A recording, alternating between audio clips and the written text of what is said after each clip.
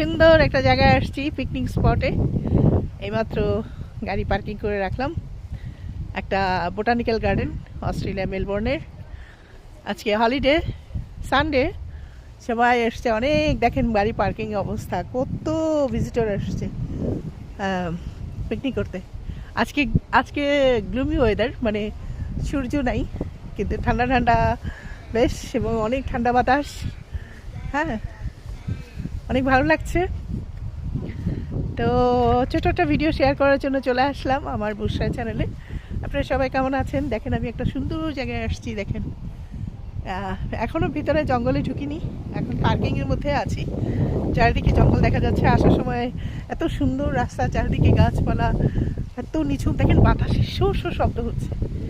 এখানে মানুষের কোনো শব্দ নেই, সবাই চুপচাপ। কিন্তু বাতাসের একটা যে প্রাকৃতিক একটা এনভায়রনমেন্ট, সেটা পাওয়া যাচ্ছে। খুব সুন্দর লাগছে। দেখেন, দেখেন এখানে নাকি সাপ আছে, অনেক জন্তু টন্তু আছে। তো যে কারণে আমি একটু ভয়ে ভয়ে আছি। আর আমরা এখানে খাওয়া টাওয়া নিয়ে আসছি, বিরিয়ানি, বিফ বিরিয়ানি রান্না করে নিয়ে আসছি। রান্না করেছি আমি, এবং আরও আমাদের গ্রুপের লোকজন আছে, ওরাও আসতেছে, অন দ্য ওয়েতে আছে। চলে আসলে আমরা এখানে লাঞ্চ করব। গরু মাংসের বিরিয়ানি করেছি, সালাদ এবং কাবাব, এই, এবং কোক, স্প্রাইট তো আছে। এই হলো অবস্থা আমাদের খাওয়া আজকে লাঞ্চেও। বাতাসের জন্য টিকা যাচ্ছে না, কোনো ধুলাবালি নেই। এত বাতাস, কিন্তু কোনো একটা কানা করিও ধুলা নেই। কি মজা, তাই না? অনেক মজা না? আসলে আমি যখন অস্ট্রেলিয়া থাকি, আমার ডাস্ট প্রবলেম, অ্যালার্জি, মানে ধুলাবালি আমার নাকে মুখে গেলে আমার ঠান্ডা লেগে যায়, কেমন আমি অসুস্থ হয়ে যাই। কিন্তু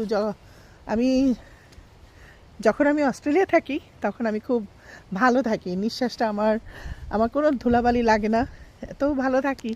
তো এ কারণে আসলে আমার অনেক ভালো লাগে অস্ট্রেলিয়া। বিশেষ করে আসলে উন্নত দেশগুলোতে কোনো ডাস্ট নাই। আসলে কেন ডাস্ট নাই বুঝলাম না। এরা এত নিট অ্যান্ড ক্লিন, হ্যাঁ, এবং কোনো বালি উড়বে না বাতাসে। এটা একটা অনেক ভালো দিক, যে কারণে আসলে এদের সব কিছুই ভালো। এদেশে সবচেয়ে ভালো লাগে কোনো ডাস্ট নাই। দেখেন ধুলাবালি